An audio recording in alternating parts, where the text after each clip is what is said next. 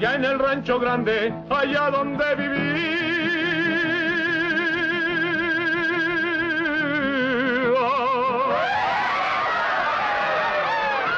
Había una rancherita que alegre me decía, ¿Qué te decía, manito? Te voy a hacer tus calzones. ¿Cómo? Como los usa el ranchero. ¿De qué? La época de cine de oro mexicano es un periodo en la historia del cine mexicano comprendido entre 1936 y 1969. La época de oro comenzó simbólicamente con la película Vámonos con Pancho Villa en 1935, dirigida por Fernando de Fuentes. Eventualmente, de Fuentes realizó el éxito taquillero Allá en el Rancho Grande en 1936, considerado un parteaguas que aseguró el éxito taquillero del cine mexicano. La calidad y el éxito de las películas mexicanas continuó después de la Segunda Guerra Mundial, cuando el cine mexicano se convirtió en el centro de las películas comerciales de Latinoamérica y habla hispana. La época del cine de oro en México comprende un periodo que abarca de 1935 a 1958, cuando muere Pedro Infante. Sus características principales fueron la adaptación del sistema hollywoodense para la realización de películas, el llamado Star System, en donde la historia giraba en torno a una estrella o personaje principal, la exaltación del nacionalismo y la lucha constante de las clases sociales. Fueron muchos los factores que se conjuntaron para que el cine en nuestro país tuviera el gran auge que tuvo en ese breve lapso de tiempo. El presidente Miguel Ávila Camacho declaró la guerra en 1942 a los países del eje, logrando ponernos en una situación privilegiada para el intercambio de productos vitales para la producción cinematográfica. Por otro lado, los países europeos sufrían por el constante yugo de la Segunda Guerra Mundial. El arte, y en específico el cine, no eran una prioridad para las naciones que se encontraban en desastre y pobreza. El cine europeo creció muy poco en esos años, exceptuando la maquinaria política y de campaña en Alemania que desarrolló Joseph Goebbels, director de propaganda del partido nazi. Por su parte, los norteamericanos estaban inyectando de dólares a sus fuerzas armadas que se encontraban peleando al otro lado del Atlántico. Casi toda su maquinaria laboral era destinada para la fabricación de armas, utensilios y víveres para los jóvenes militares. A pesar de esto, se mantuvieron como los líderes en la producción cinematográfica, pero sus películas trataban temas relacionados con la guerra que eran ajenos al gusto del público mexicano. Aunado a esto, las otras potencias de habla hispana, España y Argentina, que tenían una fuerte producción fílmica, no tuvieron intercambios importantes con los aliados, ya que ambos se mantuvieron neutrales durante la guerra, lo que provocó que ambas industrias no crecieran tanto como la mexicana. España acaba de salir de una dura guerra civil que debilitó su producción artística, por lo que las películas españolas disminuyeron en las salas de nuestro país. El boom del cine mexicano impulsó la creación de uno de los estudios cinematográficos más representativos de América Latina, Churubusco. La mayoría de las películas de la época de oro del cine mexicano se filmaron ahí, así como también muchas películas norteamericanas por su situación durante la guerra. Gran parte de la época dorada del cine mexicano se caracteriza por una exaltación del nacionalismo, por la generación de un lenguaje audiovisual mexicano que retrata un pueblo que sufre, ama y vive de una manera diferente a la de nuestros vecinos del norte y al resto del mundo. El estigma que existe en el cine mexicano actual se viene arrastrando por más de 5 décadas. Hay que comprender que ya no se tiene que seguir el mismo patrón del Star System y la novela para atraer a las masas. Los tiempos, el pensamiento y la tecnología han cambiado. El séptimo arte nacional tendría que hacer lo mismo, empezar a reconocer que existe cine diferente y de calidad, que no cumple con los estándares marcados por una generación de realizadores que fueron hijos de su tiempo. En 1939, Europa y los Estados Unidos participaron en la Segunda Guerra Mundial y las industrias cinematográficas de estas regiones se vieron gravemente afectadas. Europa debido a su ubicación y los Estados Unidos debido a que los materiales utilizados para producir películas como la celulosa comenzaron a escasear y fueron racionados. En 1942, cuando los submarinos alemanes destruyeron un barco petrolero mexicano, México se unió a los aliados en la guerra contra Alemania. México ganó el estatus de nación más favorecida. De esta manera, la industria cinematográfica mexicana encontró nuevas fuentes de materiales y equipos que aseguraron así su posición en la producción de películas de calidad en todo el mundo. Durante la Segunda Guerra Mundial, la industria del cine de Francia, Italia, España, Argentina y Estados Unidos se centraron en las películas de guerra, lo que hizo posible que la industria cinematográfica mexicana, con temáticas mucho más versátiles, se convirtiera en dominante en los mercados de México y de América Latina. Desde los inicios del cine sonoro de México, algunas películas como Santa y La Mujer del Puerto resultaron un enorme éxito taquillero que demostró que en México se contaba con el equipo y talento necesarios para sostener una industria cinematográfica sólida. Uno de los primeros éxitos de taquilla fue la película Allá en el Rancho Grande de Fernando de Fuentes, que se convirtió en el primer clásico del cine mexicano. El cine mexicano continuó realizando obras de espléndida calidad y comenzó a explorar otros géneros como la comedia, el romance y el musical. En 1943, la película Flor Silvestre reunió a un equipo cinematográfico conformado por el director Emilio "El Indio" Fernández, el fotógrafo Gabriel Figueroa, el actor Pedro Armendáriz y la actriz Dolores del Río. Las cintas María Candelaria y La Perla son consideradas obras cumbre de Fernández y su equipo, y llenaron al cine mexicano de un enorme prestigio, paseándose a nivel mundial en importantes festivales cinematográficos. El cine mexicano en su época de oro imitó al Star System que imperaba en Hollywood. De esta manera, y a diferencia de otras industrias fílmicas, en el cine mexicano se comenzó a desarrollar el culto al actor, situación que propició el surgimiento de estrellas que causaron la sensación en el público y se convirtieron en auténticos ídolos, de una forma muy similar a la industria fílmica estadounidense. Sin embargo, a diferencia de lo que sucedía en Hollywood, los estudios cinematográficos mexicanos nunca tuvieron un poder total sobre las grandes estrellas, y esto les permitió a estas brillar de una forma independiente y desarrollarse de una enorme multitud de géneros, principalmente las figuras surgidas en el cine mexicano de la década de los 50, que eran mucho más versátiles y completas que las de la década previa.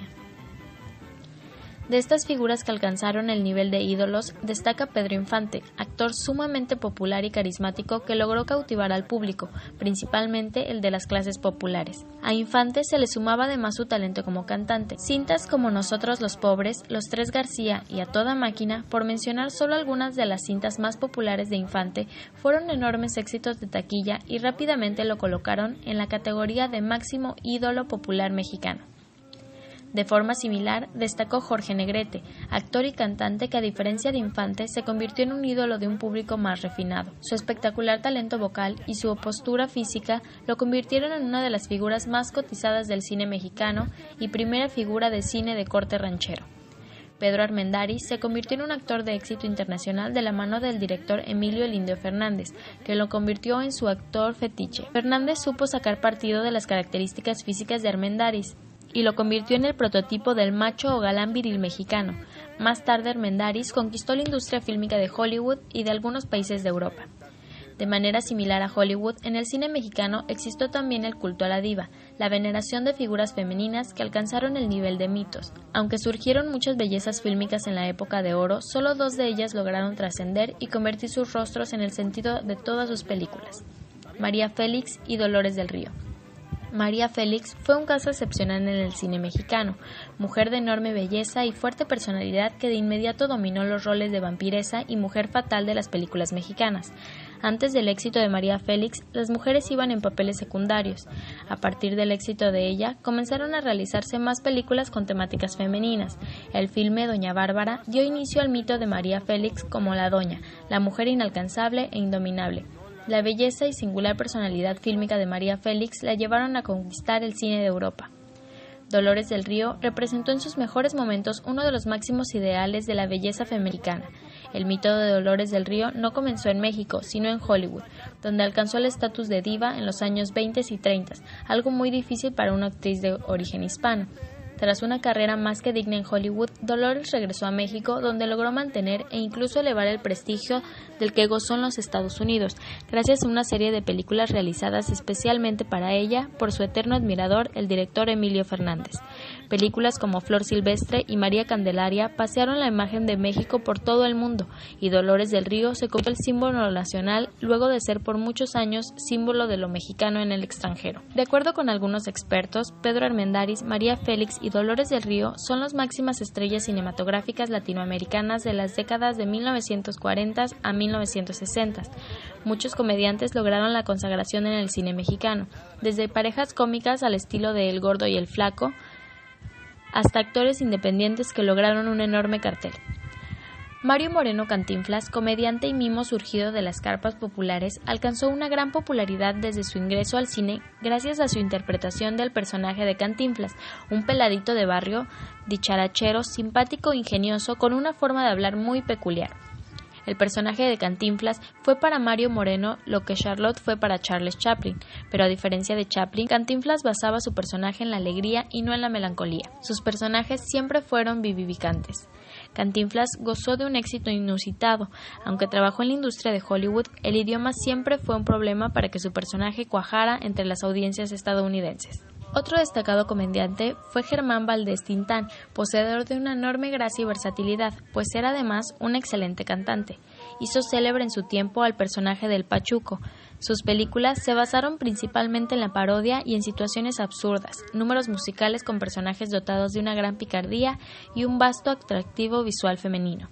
Tintán posee hasta el día de hoy un enorme impacto cultural entre los sectores del público mexicano y sus cines han alcanzado el nivel de culto. En el Star System mexicano surgieron otras destacadas figuras como Arturo de Córdoba, importante actor, poseedor de un fuerte atractivo viril, personalidad, voz y presencia, que se convirtió en uno de los galanes más recurrentes de producciones fílmicas de la época. Joaquín Pardavé fue un popular actor que lo mismo cautivaba con personajes dramáticos o cómicos. Pardavé también era compositor y director cinematográfico y sus inicios en la industria desde el cine silente lo convirtieron en una especie de padre simbólico de todos los comediantes mexicanos desde los años 30 hasta los 60.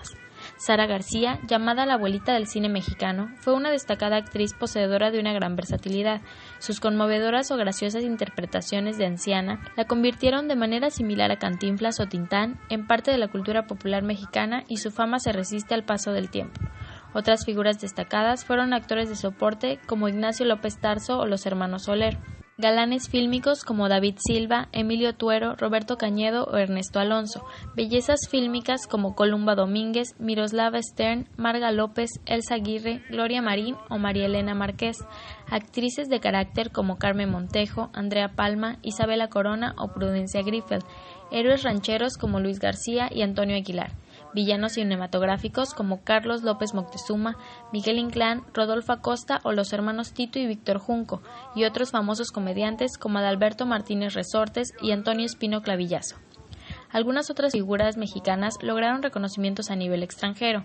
Katy Jurado se convirtió en una importante y cotizada actriz de la industria de Hollywood, logrando una nominación al Premio Oscar de la Academia Americana de Cine, mientras que Silvia Pinal logró reconocimiento en el ámbito del cine de arte, especialmente gracias a sus colaboraciones con el director Luis Buñuel. En otros géneros, el cine musical estuvo representado en gran parte por el llamado cine de rumberas, una curiosidad fílmica exclusiva de México, dedicado a la exaltación fílmica de la figura de la rumbera. Las principales figuras de este género fueron María Antonieta Pons, Meche Barba, Amalia Aguilar, Ninón Sevilla y Rosa Carmina.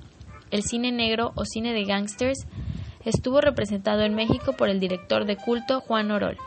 El género de terror y la ciencia ficción tuvo un nicho muy especial y alcanzó su mayor época de esplendor en los años 60. Las películas protagonizadas por el luchador mexicano El Santo son las más populares de la época. Otros actores destacados en el género fueron Germán Robles, Abel Salazar y Ariadne Welter. Al ser México la principal potencia cinematográfica de habla hispana, su industria atrajo a otras importantes figuras de otras industrias fílmicas de habla hispana. Las más importantes fueron la española Sara Montiel y la argentina Libertad Lamarque.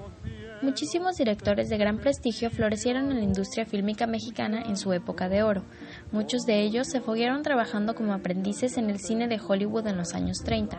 Se considera a Fernando de Fuentes como el padre de la época de oro del cine mexicano, principalmente por haber aportado los primeros éxitos taquilleros de esta época, tales como Vámonos con Pancho Villa y Allá en el Rancho Grande.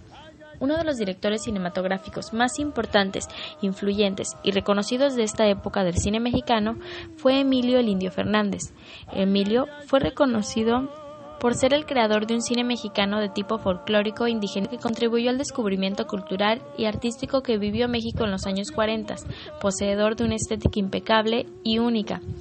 Emilio Fernández legó una filmografía que suma alrededor de 129 películas, un sinnúmero de hermosas imágenes, cientos de vocaciones de un México que fue planeado, sus costumbres y su identidad defendida a toda costa. una trayectoria que fue reconocida en varias ocasiones con el Premio Ariel, el Colón de Oro en Huelva, España, y una silla con su nombre en la Escuela de Cine de Moscú, entre muchos otros premios internacionales. Emilio Fernández Romo no solo fue conocido por su carácter visceral, sino también por lograr la integración de un equipo de filmación que atrajo la atención de Hollywood y Europa. Con Gabriel Figueroa como fotógrafo, Mauricio Magdaleno como escritor y los actores Pedro Armendáriz, Dolores del Río, María Félix y Columba Domínguez, dirigió varias producciones que promovieron las costumbres y los valores nacionales asociados a la Revolución Mexicana. Otra importante figura fílmica en México fue el español refugiado, nacionalizado mexicano, Luis Buñuel. El llamado padre del surrealismo cinematográfico, realizó en México la mayor parte de su extensa filmografía, contribuyendo enormemente al auge del cine mexicano en la segunda etapa de su época de oro en los años 50. Las Olvidados logró un enorme impacto en el cine mundial, al grado de ser considerada por la UNESCO como Patrimonio Cultural de la Humanidad. Una de sus últimas cintas en México fue la coproducción hispano-mexicana Viridiana. Viridiana fue presentada a concurso en el Festival de Cannes de 1961 como representante oficial de España y obtuvo la Palma de Oro. Otros importantes directores fueron Julio Bracho, Ismael Rodríguez y Roberto Gabaldón, entre otros. Algunos directores fílmicos extranjeros también realizaron colaboraciones con el cine mexicano, ya sea en coproducciones o utilizando sus instalaciones y equipo técnico. De ellos cabe destacar a Fred Zinnemann, John Ford, John Huston y Sam Peckinpah. Al pie de tu ventana, cielito lindo, me tienes preso con la